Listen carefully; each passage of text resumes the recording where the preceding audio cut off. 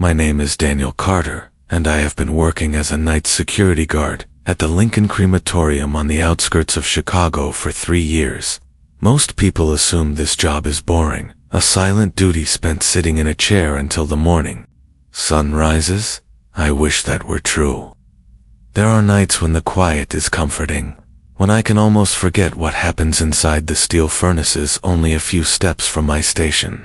But there are other nights when the silence is broken by things that should not be moving, things that should not be heard, and I am left to wonder whether my job has dragged me into something I will never escape. The crematorium itself is a low, concrete building, built in the 70s, its walls stained with smoke and weather. At night, it looks less like a place of closure and more like a place that waits for the dead to return. The furnaces line one wall, long black doors that open to swallow caskets whole. The smell clings everywhere, faint but unmistakable, a chemical sweetness mixed with charred remains that never entirely leaves your clothes. My job is to make rounds, check the perimeter, and sit at the main desk near the entrance. Nothing more. At least, that is what the contract says. But it did not take long before I noticed that the place had its own hidden life once the sun went down. It began with the trucks. At first I thought nothing of them. White vans, black sedans, a couple of pickup trucks. They would arrive quietly, between 2 and 3 in the morning, hours when even the city outside seemed to forget itself. The drivers were always men and women in their 40s or 50s, dressed well, but not formally. People who looked like they owned something, who looked like they were used to being respected. They never spoke to me. They parked in the same corner of the lot, walked straight to the side entrance near the furnaces, and disappeared inside with empty metal canisters in their hands. I assumed they were contractors, maybe part of the waste disposal staff, though I had never seen them in the daytime. But then they would reappear 30 minutes later, with those same canisters now sealed and heavy. They carried them with effort, lifting them into the backs of their cars, wiping sweat from their brows as if the liquid inside were dense. Then, they drove off into the dark, always in silence. One night, curiosity got the better of me. I asked the crematory supervisor, Mr. Harlan, about it. He was a gaunt man in his 60s, his hair white and his eyes so sunken they looked bruised. He stared at me for a long time before answering, as if he were deciding whether to fire me. Then he told me to mind my own business. That was the only time he ever spoke more than a sentence to me. After that, he avoided eye contact altogether. I tried to ignore the trucks. I told myself it was none of my concern. But the more I tried, the more the thought gnawed at me. I began to notice the timing of their arrivals. Always after a cremation, always after the flames had burned long into the night, and always when the smell in the air was thickest. One night, I forced myself to look more closely. The side door near the furnaces had a small glass window, fogged from years of heat, but clear enough if you pressed your face close. When the next van arrived, I slipped from my desk and crept to the door. My heart hammered as I peered inside. What I saw made my skin crawl. The canisters were being filled, not with chemical waste, not with water or oil from machinery, but with a thick black liquid dripping from a steel trough beneath the furnaces. The men waited as the liquid oozed into their containers, a slow and steady stream. I realized with horror what it was. The residue of human fat and fluids that burned from the bodies. I staggered back from the door, my throat dry. I wanted to vomit, but nothing came. They were collecting it. I told myself there had to be some explanation, some industrial process I did not understand. But the sight stayed with me, haunting me as I tried to work. Why would restaurant owners, because that is what they looked like to me, be collecting this? Why not dispose of it as medical waste? And why only at night, in secret, as if it were something forbidden? I began to watch them more carefully. Each night, new cars, new canisters, new faces, always the same ritual. They never spoke to each other. They never acknowledged me. It was as though I did not exist, as though I were invisible to them. Then came the night when one of them looked directly at me. It was a man in his 50s, tall, with slick black hair, and a face that seemed carved from stone. He carried 2 canisters with ease, his arms strong and practiced. As he loaded them into the back of his SUV, his eyes lifted and locked on mine through the glass of the lobby window. There was no surprise in his stare, no irritation at being watched, only recognition, as though he knew that I knew. I froze. He did not smile. He did not frown. He simply closed the door of his vehicle and drove away without breaking eye contact until the last possible second. From that night on, I could not sleep in the mornings.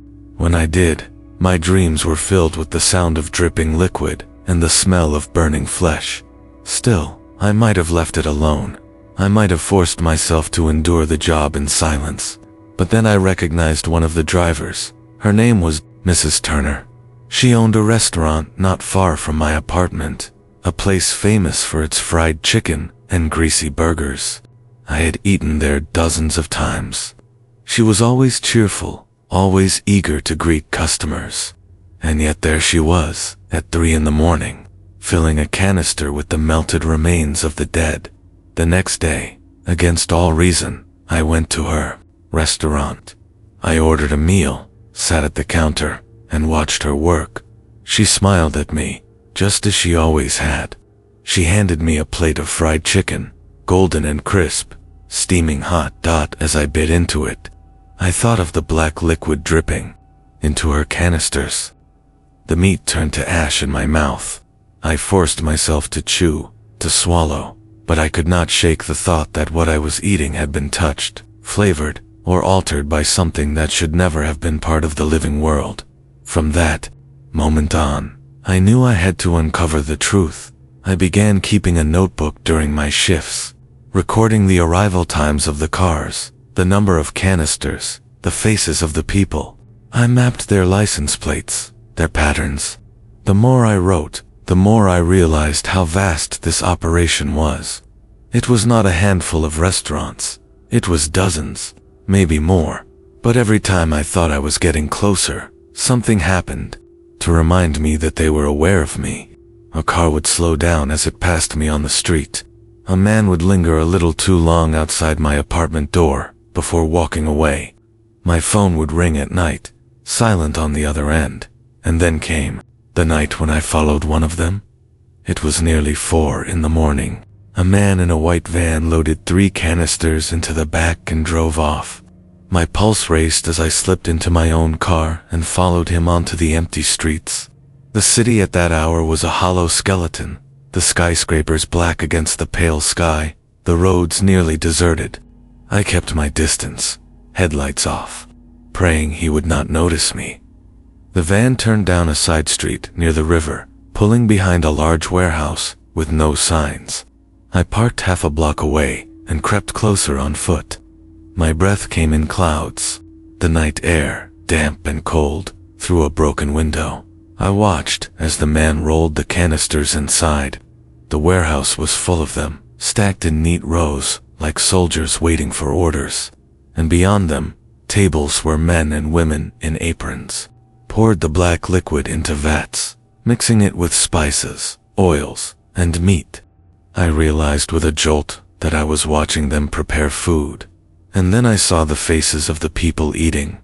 They were not strangers. They were restaurant owners, chefs, people I had seen on billboards and menus across the city. They sat at long tables, eating dishes prepared with the liquid, their eyes glassy, their mouths moving slowly, as though in a trance. Some smiled. Some moaned softly, with pleasure. I stumbled back, my foot hitting a loose piece of metal. The clang echoed through the night. The man with the van turned his head. Our eyes met through the broken window. I ran that night. I did not think. I did not plan. I simply turned from the warehouse and sprinted back toward my car. My breath scraped my throat raw as I fumbled with the door handle, my hand shaking so badly that I nearly dropped the keys. When the engine finally turned over, I slammed the gas pedal and tore down the street, half expecting the van to appear in my mirror. The city was empty, a labyrinth of shadows and deserted intersections. Every red light felt like a trap, every empty corner a stage for headlights to come rushing after me. Yet no one followed. When I reached my apartment, I locked the door, pulled the blinds tight, and sat on the floor with my back pressed against the wall, waiting for something, anything, to come. Nothing did, but the silence felt worse than pursuit. For days afterward, I could not eat. Every plate of food reminded me of the vats in that warehouse, of the faces smeared with grease and ecstasy. I lived on bottled water and crackers, chewing without tasting, my stomach rebelling against every bite. At the crematorium, the routine continued as though nothing had happened. The trucks still came, the canisters still filled, the owners still walked past me with their secret harvest. They did not hide it from me anymore. They knew I had seen. That was when the dreams began. At first they were simple fragments.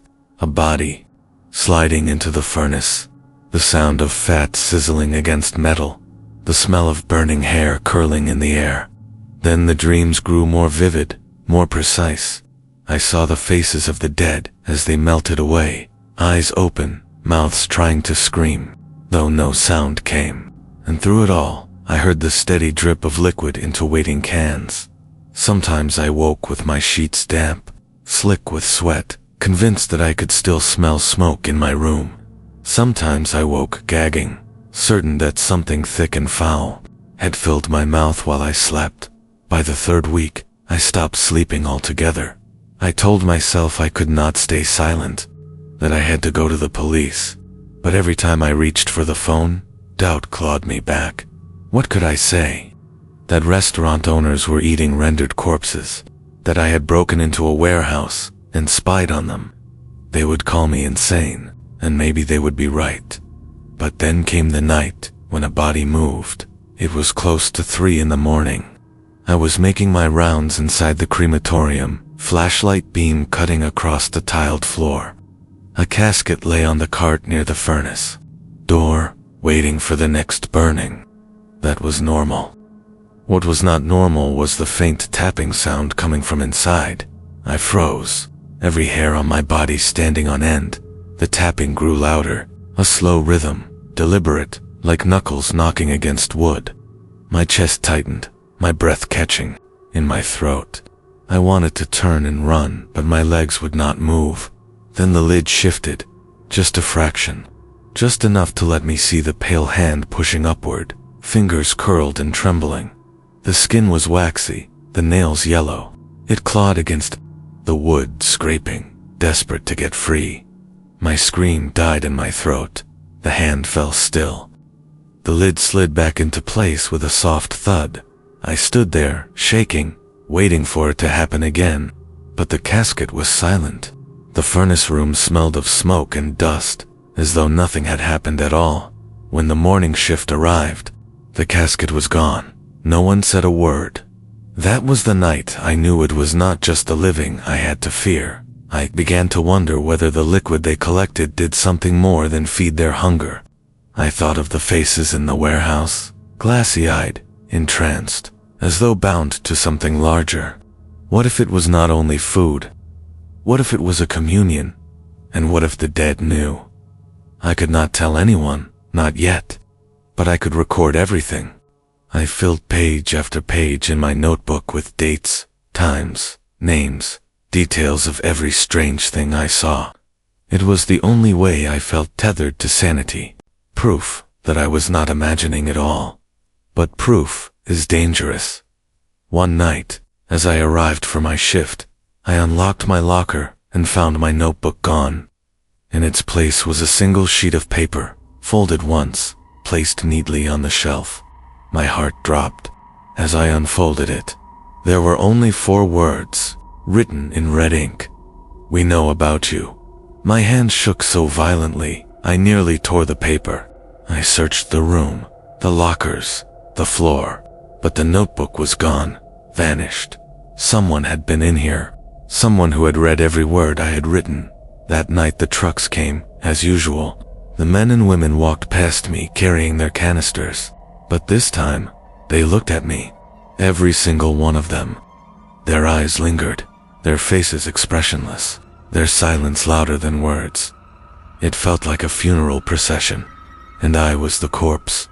When my shift ended, I drove home, shaking, the note clenched in my pocket. I locked my door, drew the blinds, and sat in the dark with a kitchen knife in my hand, waiting for the sound of footsteps outside. The footsteps came, soft, deliberate, pacing back and forth in the hallway.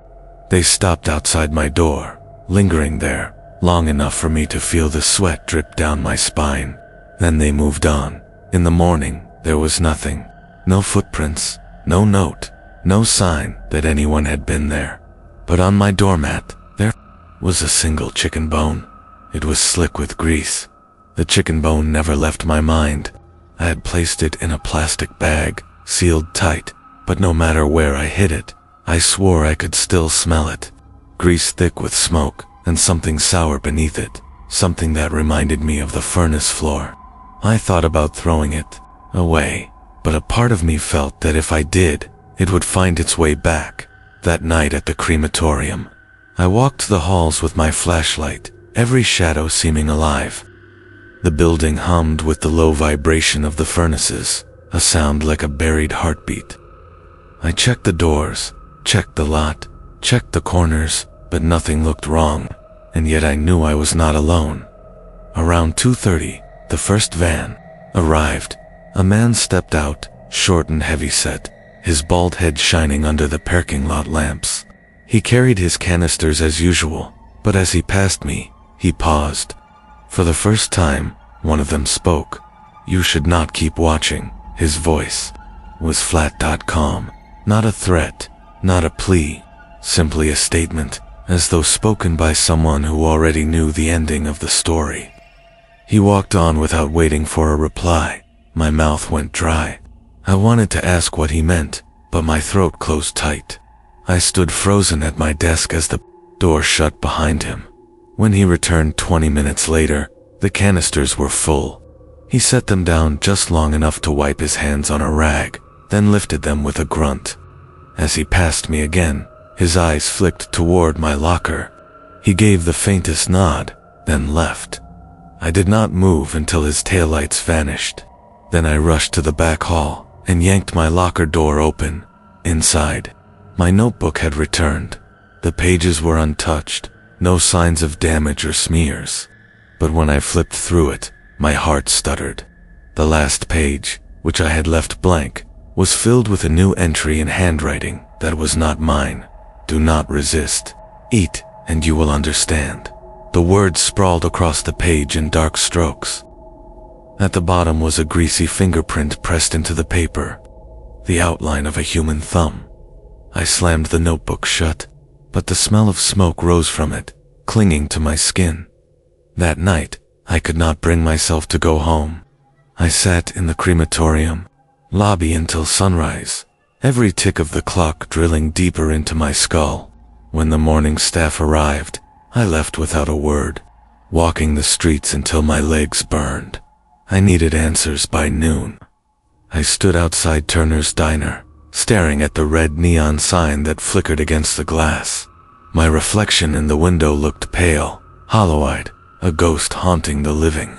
Inside, customers filled the booths, laughing, eating, none of them aware of what might be on their plates. I stepped in. The smell of frying oil hit me like a wall, rich and heavy, almost sweet. Mrs. Turner stood behind the counter, her smile as warm as ever. She waved me over, sliding a plate of food across before I even ordered. On the plate was fried chicken, golden and crisp. But when I leaned closer, I swore the steam rising from it smelled faintly of the furnace. Of flesh burned too long. My stomach twisted, but I sat down anyway. My hands shook as I picked up the fork. Mrs. Turner's eyes never left me. "Eat," she said softly. The room went quiet. Every customer in the diner had stopped what they were doing. They were all watching me, forks halfway to their mouths, waiting. Not a sound, not a breath. Only the hum of the ceiling fan and the sizzle of the grill behind the counter. I raised the fork. The chicken skin cracked beneath the pressure oil, spilling across the plate. My throat closed, but I forced the bite to my lips. The taste was like nothing I had ever known. Rich, intoxicating, layered with something my body recognized even as my mind rejected it. Warmth spread down my throat, burning, filling me with a pulse that matched the furnace's. I gagged, tried to spit it out, but my jaw kept moving. My teeth chewed. My tongue swallowed. A voice bloomed inside my skull. Now you see. The diner erupted with sound again. Forks clattering, voices rising, laughter spilling into the air as though nothing had happened. Mrs. Turner smiled at me, her eyes gleaming. You belong to us now, Daniel. I staggered from the booth, bile rising in my throat. The room tilted, colors blurring, faces smearing into one mass of grinning mouths. I burst through the door and collapsed onto the sidewalk, coughing until black streaks of grease stained the ground. When I looked up, the street was empty. The diner windows were dark. The neon sign had gone out, but the taste still clung to my tongue. That night at the crematorium, the furnaces roared louder than ever. As I walked past them, I swore I heard voices rising inside, not screams, whispers. Hundreds of them, layered together, begging, pleading, chanting. The air was thick with smoke, and for the first time, I realized the smoke did not drift upward, but seemed to press inward, seeping through the vents. Searching. The casket on the cart rattled. The lid cracked open an inch. A single eye stared at me, bloodshot and wet, the pupil quivering as it locked onto mine. A voice rasped from inside, broken and raw. Do not let them take us. I dropped my flashlight. The beam spun across the tiles, shaking as it rolled. The lid slammed shut, the sound echoing through the hall like a gunshot. The furnace door opened on its own. Heat blasted across my face, so intense my skin prickled. The casket began to move, inching forward, pushed by no one. I tried to grab it, to pull it back, but my hand slipped on the polished wood. It slid into the flames, the door clanging shut behind it. For a moment, silence. Then a scream erupted, louder than anything I had ever heard. It ripped through the walls, through my chest, through my skull, until I thought my bones would shatter. The entire building trembled with it, and when it ended, there was laughter. Not from the furnace. From behind me. I turned. Every doorway, every corner, was filled with them. Men and women in clean clothes, holding their canisters, their eyes fixed on me. Mrs. Turner among them, her smile sharp, her teeth shining. Welcome home, Daniel. I did not remember leaving the crematorium that night. One moment they were standing around me, their faces lit by the glow of the furnaces, their canisters gleaming with black liquid. The next, I was in my apartment, sitting on the floor with my back against the door, my knife still clutched in my hand. The clock on the wall read 7:30 in the morning. Hours had passed, stolen from me. Sleep did not come. Hunger gnawed at me, fierce and hollow, but everything in my kitchen tasted like dust. Crackers crumbled to ash on my tongue. Water slid down like acid. My body screamed for food, but my stomach rejected it all. Only one taste lingered. The bite of chicken at Turner's Diner. I told myself I would never go back. I would rather starve. But by the second day, my hands shook so badly, I could not hold a pen. My lips cracked. My skin itched. At night, my dreams showed me steaming plates piled high, and every time I woke, the smell of grease clung to my sheets. On the third night, I gave in. I drove through the city in a daze, following streets I did not choose. My car seemed to know where to go before I did. When I stopped, I was parked outside a restaurant I had never seen before. A sign above the door read Hamilton Grill, its paint flaking, its windows dark. Inside, the air was thick with smoke and spice. The dining room was empty. but a man stood behind the counter waiting for me. Tall, thin, with a narrow face and eyes that glittered like wet stone. "We have been expecting you, Daniel," he said. I did not ask how he knew my name. I did not have the strength. He slid a plate toward me, a slab of meat, seared black on the outside, dripping with juice. The smell was overwhelming, filling my head with warmth, silencing every question I might have asked. "Eat," he said, and I did. The flavor was deeper than before, richer, like swallowing fire and smoke together. My body trembled as I devoured it, grease running down my chin. When I finished, the man handed me a rag, his smile never fading. "Now, you are part of us," he said. Something inside me shifted. My hunger was gone, replaced with heat that spread through my veins. My chest throbbed with a second heartbeat, slow and heavy, echoing the furnaces. I stumbled out into the night, my hands shaking, my stomach burning. The city lights blurred as I drove home.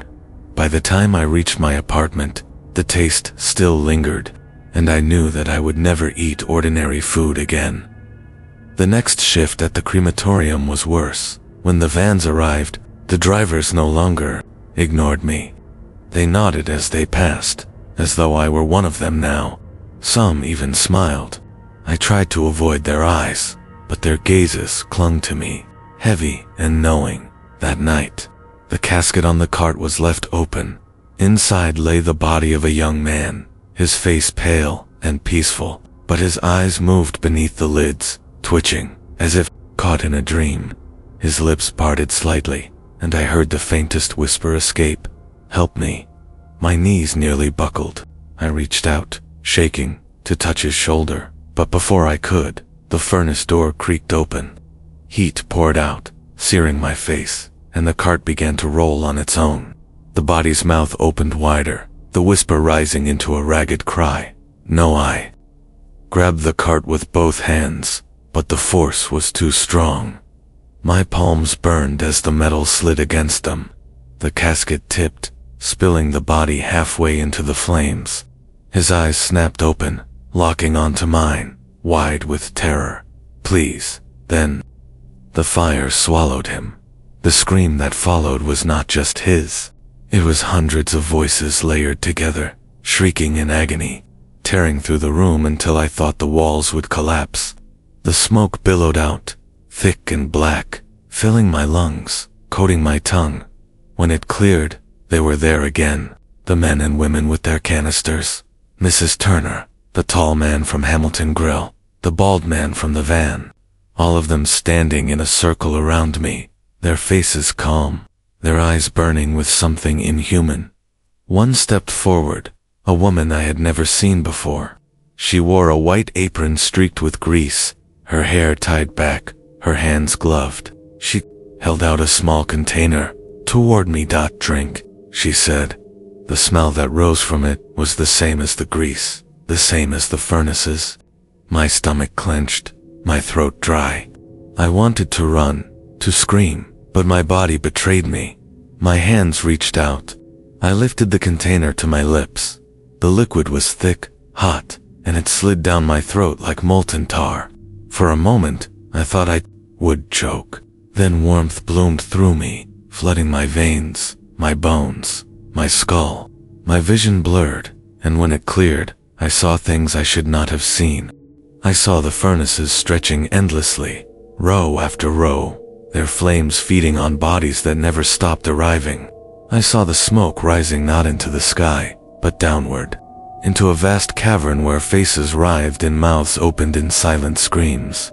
And above it all, I saw a shape, vast and shifting, a shadow with 1,000 mouths, each dripping black grease that fell into waiting hands. The woman took the empty container from me. Her eyes glowed faintly in the furnace light. "Now you are truly ours, Daniel." The visions did not fade when the liquid passed my throat. They clung to me, burning themselves into the walls of my mind. Every time I blinked, I saw the furnaces stretching, without end. Every time I inhaled, I smelled the black smoke drifting downward into the cavern, where mouths waited open by morning. I could no longer tell whether I was awake or still caught inside the vision. The city itself looked altered. The buildings seemed darker, the streets narrower, the people on the sidewalks moving with a slowness that felt unnatural. Faces blurred when I tried to focus on them, and when I looked closely enough, I thought I saw their mouths smeared with grease. I told myself to walk away, leave the city, abandon the job, drive until the road ended, but my body disobeyed.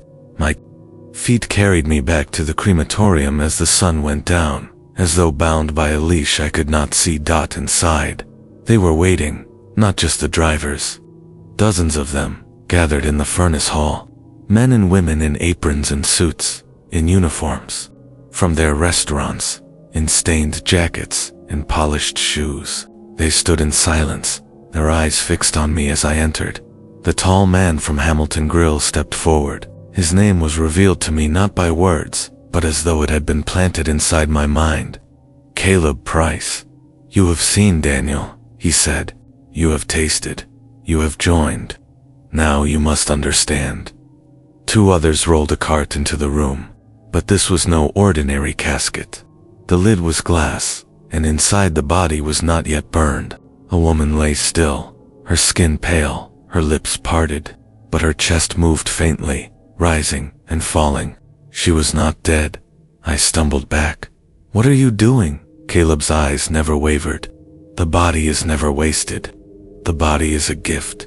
The cart slid forward on its own, toward the furnace door. The woman's eyes fluttered open. Her mouth moved, but no sound came. She looked directly at me, pleading, "Stop this," I said, though my voice cracked, thin against the roar of the flames. The others did not move. Their faces were calm, reverent, as though watching a holy act. The furnace opened, heat flooded the hall. The woman's silent scream stretched wider. I lunged forward, grabbed the cart, tried to pull it back. For a moment, it resisted, as though caught between my strength and some invisible force. My arms trembled, my throat burning from the heat. Then hands closed around my shoulders, dozens of them, pulling me back, holding me in place. The cart slid forward. The flames swallowed the body whole.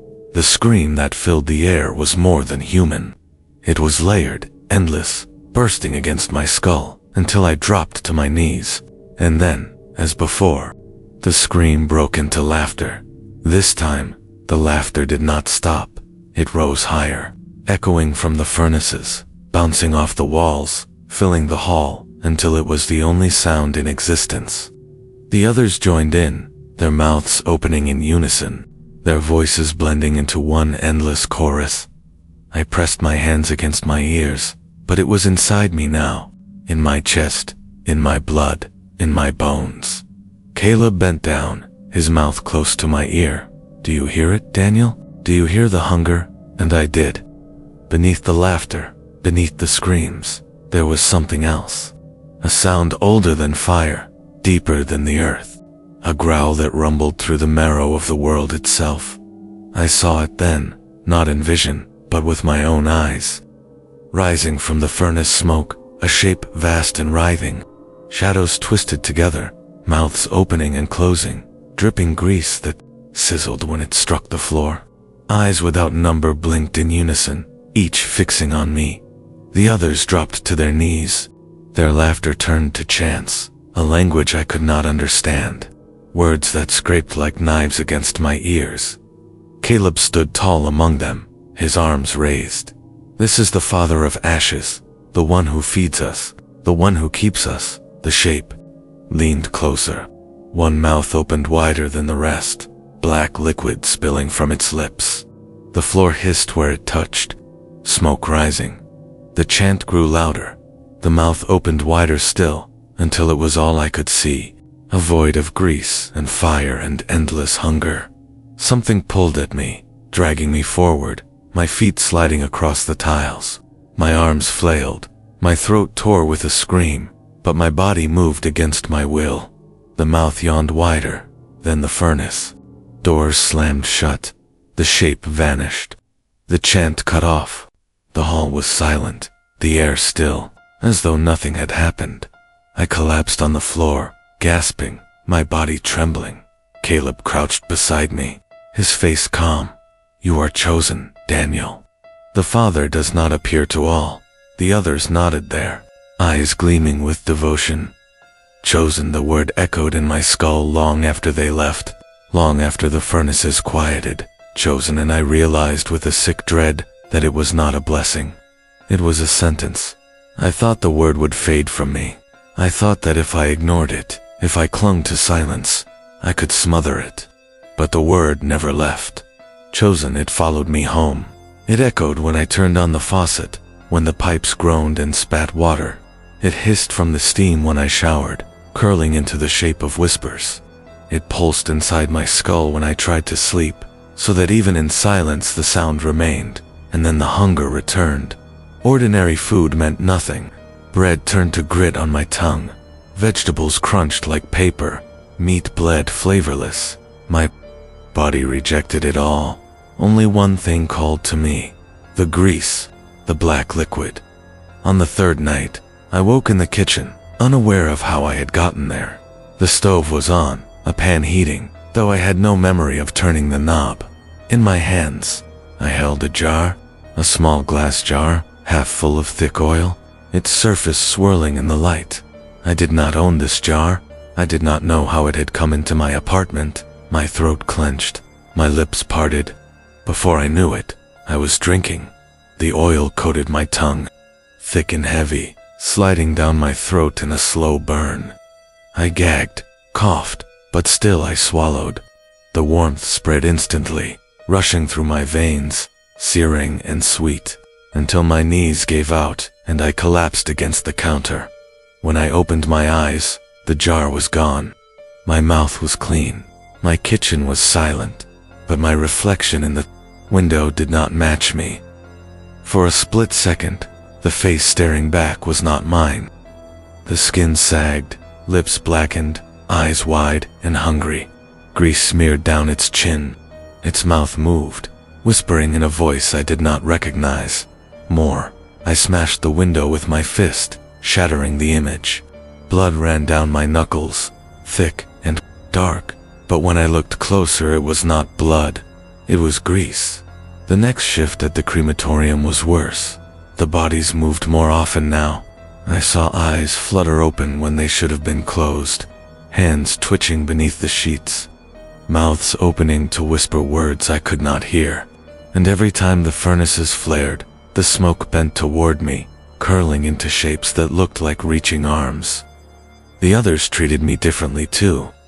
They no longer looked past me as they once had. They bowed their heads when they entered, their eyes lingering on me with reverence. Mrs. Turner even touched my shoulder, her hand warm and sticky, her smile stretched too wide. "The Father speaks through you," she said. I wanted to deny it, to scream that I wanted no part of this, but the words caught in my throat, because deep inside, I knew she was right. The changes worsened each day. My skin grew pale and waxy, shining faintly under the light. My veins darkened, branching like ink beneath the surface. My hunger gnawed, constantly, a hollow pit that never closed. And with it came the visions. When I walked the streets, I saw through the skin of the city. I saw the network of restaurants glowing faintly, each connected by black threads that pulsed with grease. I saw the owners moving like puppets, their eyes empty, their mouths chewing without end. I saw kitchens where vats of black oil bubbled, feeding dish after dish, carried out to customers who ate without knowing, their laughter masking the truth. Chicago itself was a feast, and the feast was endless. But the worst vision came on the seventh night. I stood in the furnace hall, alone. The machines were silent, the air still. Yet the smell of burning clung heavy. I felt the weight before I saw it, pressing down, suffocating. And then the shadow rose again, the Father of Ashes. This time, it did not hover above the furnaces. It filled the hall, its mouth dripping, its eyes rolling, its whispers crawling over the walls. The tiles cracked beneath its weight. The air thickened until I could barely breathe. One mouth opened wider than the rest. Inside it, I saw a city burning. Not just Chicago. Cities across the country. Restaurants glowing with fire. People lined up in droves, eating greedily, their mouths smeared with black. And beneath them all, the furnaces multiplied endless. Their flames feeding the fire, their smoke feeding the dark below. I fell to my knees, my vision blurring, my body shaking with both terror and hunger. The father leaned close, its breath scalding against my skin. "Feed them, Daniel." The words were inside me, not spoken aloud. They burned in my bones, carved into my veins. Feed them. When the vision ended, I was still on the floor. My hands were covered in grease, and on the cart before me, a new casket waited. Inside lay a man. His chest rose and fell. He was not dead, and this time no one came to push the cart. It was waiting for me. The man in the casket looked no older than 30. His chest rose in shallow breaths, his lips twitching as though caught in a dream. His wrists were bound in cloth, his body wrapped too tightly to move. But his eyes fluttered open when the cart shuddered. He saw me, and in that moment, I saw myself reflected in him. The same panic, the same helplessness, the same desperate will to survive. I stepped back, shaking my head, my throat tightening until I could not breathe. I wanted to shout, to call for anyone to stop this, but the hall was silent. Only the faint hum of the furnaces stirred the air. "Feed them, Daniel." The words were not my own, yet they poured from my mouth. My hands trembled against the cart, slick with grease that had not been there a moment ago. The man tried to speak, but the cloth gagged his mouth. His eyes bulged, glistening with terror. I forced myself to pull away. I would not do this. I would not become them, and yet my body betrayed me. The hunger roared inside, sharp and relentless. My veins pulsed dark against my skin, my tongue slick with the memory of grease. I staggered forward, catching myself against the furnace door, my palm burning against the hot metal. The smell rose thick and dizzying. My knees weakened. "Feed them." The cart moved with me, slowly, silently. It slid toward the furnace. The man struggled, muffled cries scraping against the gag. My muscles strained as I tried to pull the cart back, but every time I resisted, the hunger tore deeper inside me. Like claws raking bone, a voice rose from behind me. "It is not cruelty, Daniel. It is sacrifice." Caleb Price stood in the shadows, his face calm, his hands folded. Behind him, others gathered, their silhouettes motionless, their eyes gleaming with quiet reverence. "Do you think these lives are wasted?" Caleb said. "They feed the Father, they sustain us. Without them, the city would starve." I shook my head, choking on the heat. "Starve on what?" He smiled faintly. "On truth, on survival, on the bond that ties flesh to fire." The others nodded, murmuring words that merged into a low chant. The air thickened. My breath caught. The hunger screamed so loud inside me, I thought my skull would split. The cart reached the furnace. The man's muffled cries rose sharp, and then I broke. My hands slammed the lever. The door yawned open, flames gushing forward in a wave of heat. The cart slid inside. The screams rose once, then split into that same impossible chorus. Laughter and agony blended into a single sound that rattled my bones. The door clanged shut. The hall went silent, and I knew I had crossed the threshold. The hunger eased, settling into a cold satisfaction. My veins glowed faintly beneath the skin, pulsing in rhythm with the furnace flame. The others stepped forward, each touching my shoulders, my arms, my back, as if blessing me. "Chosen," they whispered. "Chosen." I stumbled out into the night after. It was over, my skin reeking of smoke, my hands trembling. But the city that greeted me was no longer the same city. Every streetlight flickered with greasy halos. Every window pane glistened as though a thin film coated the glass. Faces of strangers warped when I looked too long, their mouths widening, their eyes hollow, their tongues stained black. The network revealed itself in full. I saw threads of darkness running under the streets, connecting block to block, neighborhood to neighborhood. Every restaurant pulsed with it, glowing faintly, their kitchens brimming with the same black oil. Trucks moved along the roads, carrying sealed barrels, their drivers blank, dash-eyed. Chicago was only a node. The threads stretched farther, branching like veins across the map of America. New York, Los Angeles, Dallas, Miami, each pulsed with the same hunger, the same fire, and beyond the ocean. The threads kept going. London, Tokyo, Berlin, entire continents webbed in grease. The Father of Ashes was not bound to one place. It was everywhere, rising beneath the skin of the world. My stomach churned, my knees buckled. I vomited into the gutter, but the bile that spilled was not bile at all. It was black, thick, and slick. It hissed as it touched the ground. When I wiped my mouth, my reflection stared back from the puddle. Not my face, its face, the Father's, and it smiled. I tried to run, after the burning, after the chanting, after the vision of the city bound in black threads. I packed a single bag, and fled. I told myself there was still time, that if I left Chicago behind, if I drove until the roads vanished and the cities thinned, I could shake free of it. The highways stretched empty beneath me. The night swallowed the horizon. Yet no matter how far I drove, the smell clung. Burnt flesh, grease, and smoke filled the car as if riding in the back seat.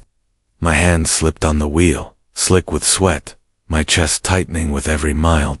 At dawn, I pulled into a small diner off Route 66, somewhere past Joliet. The parking lot was cracked, weeds rising through the cement. Inside, the place was nearly empty. An old jukebox hummed softly in the corner. A waitress poured coffee for a trucker at the counter. I ordered eggs, toast, anything simple, anything clean. When the plate arrived, I almost wept.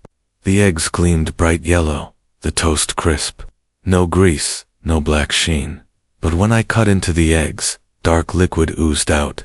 It pooled across the plate, thick and slow. The smell rose instantly, choking me. The waitress smiled too wide. The trucker turned, his mouth opening impossibly wide, teeth stained dark, tongue slick with oil. His eyes locked onto me, blank and hollow. I stumbled from the booth, knocking the plate to the floor. The eggs burst like sacks of rot, spilling black across the tiles.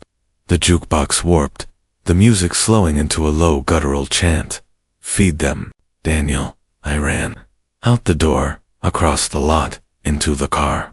I drove until the diner shrank in the rear view, until it vanished behind the horizon. But the threads were everywhere, at every gas station. I saw the glow in the food warmers. At every rest stop, I saw faces that stretched too wide, eyes that gleamed too dark. Even the bottled water I bought tasted faintly of oil, slick against my tongue. By the third night, I realized the truth. There was nowhere to go. The world itself had been fed. When I returned to Chicago, the crematorium awaited me. The others stood outside, lined in silence, their heads bowed, as though they had known all along that I would come back. Caleb stepped forward, his smile faint but certain. "You see now?" he said. "You cannot run from what you are." I pushed him, shoving my fists into his chest. He did not fight back. He only looked into me, his eyes calm, steady, endless. "The Father is in you, Daniel, and the Father never lets go." That night, they gave me another body, a woman this time. She stirred when I touched the cart. Her eyes snapped open. She whispered my name. Not Daniel, my real name, the one I had not spoken since childhood. The one buried so deep only my mother had ever used it. Hearing it in her voice froze my blood. She begged me, pleaded with me, told me I could choose. And, for a moment, I believed her. I pulled her from the cart, dragged her down the hall, toward the exit. The others screamed behind me, their chant breaking, their voices shrill with rage. I shoved open the door, the night air hitting us like a wave. But then I saw it. The sky was black with smoke, roiling and alive. The city stretched before me, every street lit with that same oily glow. The restaurants pulsed, their windows glowing like eyes, their signs dripping with black fire. And above it all, enormous and vast, the Father of Ashes loomed, its mouths stretching across the horizon, its whispers pouring from the sky. The woman in my arms went still, her skin softened, melted. My hands sank into her, as if she were made of wax. She dissolved in my grip, black liquid spilling down my arms, soaking my chest. Her face lingered last, my mother's face. It smiled before collapsing into ash. I fell to my knees, screaming. My hands burned, my chest burned, my mind burned. The city roared with voices, chanting, echoing, filling the air with one word, chosen. When I looked up, the others surrounded me. Their faces were not their own, their mouths stretched too wide, their eyes too dark, and Caleb stood at the front, holding out a jar filled with black oil. "Drink," he said, and though my mind screamed no, my body reached forward. My lips touched the rim, my throat opened. The Father smiled through me. The oil did not slide down my throat. It crawled. It moved with intent, writhing as though alive, clinging to my tongue, gripping the walls of my throat. I gagged, but it pushed. Deeper, searing as it went, until it pooled heavy in my gut. The warmth spread outward, thick veins of fire threading through my ribs, into my limbs, into my skull. The world tilted. I saw the crematorium, but it was no longer brick and mortar. The walls bent inward, then outward, pulsing like lungs. The windows dripped black, their panes sagging into liquid. The floor cracked open, heat searing from below, and I heard voices rising from the fissures, not screams, not chants, laughter, endless, choking laughter. The others stood around me, their bodies stretching, warping, melting into shapes that no longer held human form. Caleb's face elongated, his mouth reaching from ear to ear, teeth like jagged shards. His eyes were empty, and in their emptiness I saw endless fire. "This is the way, Daniel," he said. "This is the only way." My body convulsed. My spine arched. My chest split, not with blood, but with smoke. Black tendrils burst from me, writhing upward, reaching for the ceiling. The laughter from below merged with the chanting above, and I felt the city shudder. Chicago was opening. I stumbled outside. The night was alive. Skyscrapers leaned like rotten trees, their glass windows dripping like sap. Cars bled smoke, their tires melting into black pools. The sky split in veins of fire, cracks stretching wider with every second. And in those cracks, something stirred. The Father. Its form defied shape. Mouths stacked upon mouths. Arms without end. 1,000 eyes opening in unison, each one finding me, each one smiling. The sound of it filled the streets, a chorus that shook the ground. "Chosen," they said. "Chosen," I ran, but running no longer meant anything. Streets curved back onto themselves. Bridges led into smoke. Every alley ended in fire. And everywhere, people were changing.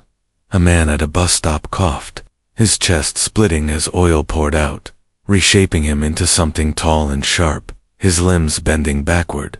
A child screamed, but the scream warped into laughter as her jaw unhinged, splitting her head in half.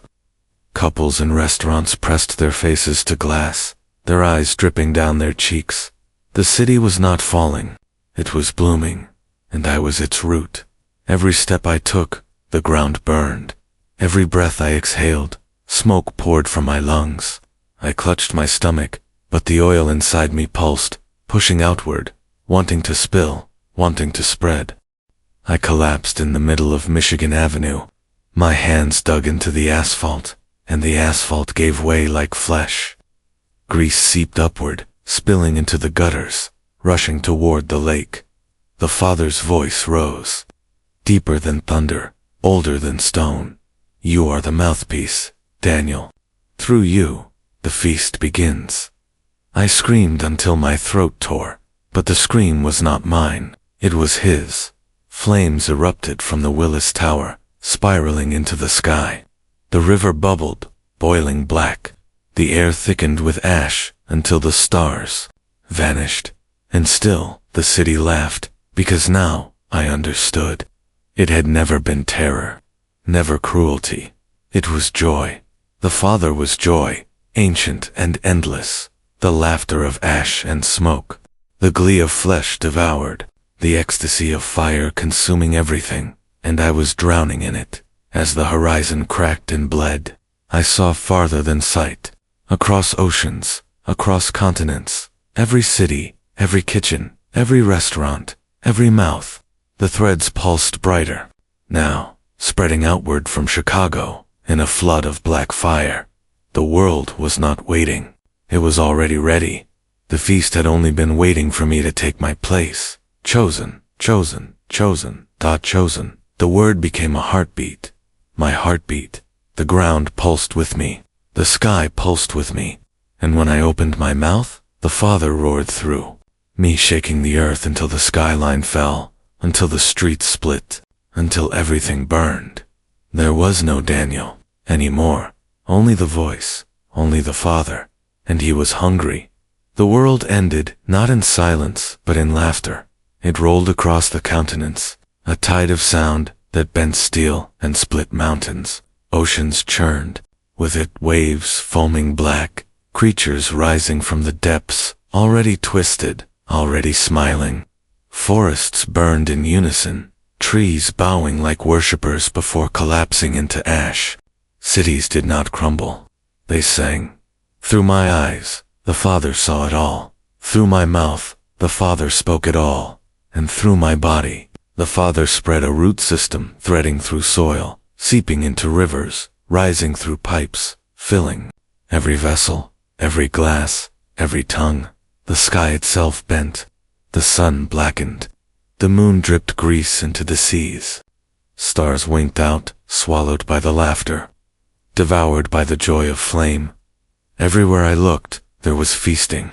Children devoured their parents with gleeful shrieks. Strangers tore at each other with teeth and hands, laughing as flesh peeled away, as bone cracked. Whole nations collapsed into bonfires, and in every flame, a mouth grinned back at me. I stood at the center, the axis of it all. Michigan Avenue split into a wound beneath me. Skyscrapers bowed like supplicants, and the Father rose taller than the sky, a being of mouths and fire, of arms and eyes, each one stretching into infinity. Its voice roared through mine, its laughter drowning even thought. But then a flicker it came, like a pinprick in the dark. A splinter of something that was not laughter, not flame. It was memory, my mother's voice. Daniel, not chosen, not vessel. Daniel, the name burned, sharper than fire. For a moment, the oil in my veins recoiled, the tendrils twitching as though uncertain. The laughter dipped, stuttered, faltered. The Father growled, 1,000 mouths hissing at once. Daniel, you can stop. The words tore through me. I screamed against the roar, forcing the sound from my throat, but it was swallowed instantly, drowned beneath the Father's joy. My body shook, oil pouring from my eyes, my ears, my mouth. The world shuddered in fury. The Father tightened its grip. There is no Daniel. I fell to my knees, the asphalt sagging like melted wax. My hands clawed at the ground, pulling chunks of flesh like stone free. I forced my throat open again, forcing sound through the laughter. I am the roar surged. The sky cracked wider. The ground bled. I am, my voice tore, thin and fragile. A whisper against an ocean. I am Daniel. For one heartbeat, the world froze. The laughter broke. The mouths of the father hung open, silent, the fires dimmed, the oil halted in midair, trembling, and in that single fragile pause, I felt the weight of everything. Every city, every voice, every life devoured. I felt the ocean's screams, the forests burning, the earth's cracking, and I felt the father's hunger, endless and eternal. It surged back with fury, ripping through me, splitting me from the inside. My vision shattered. My body burst into smoke. My name dissolved in the roar. But I know, in that heartbeat, before the father reclaimed me, before the laughter swallowed everything, I was real. I was Daniel. And maybe, just maybe, that was enough. The world burned. The father feasted. The laughter rose without end. But somewhere, deep in the ash, a name lingered, and the father hated it.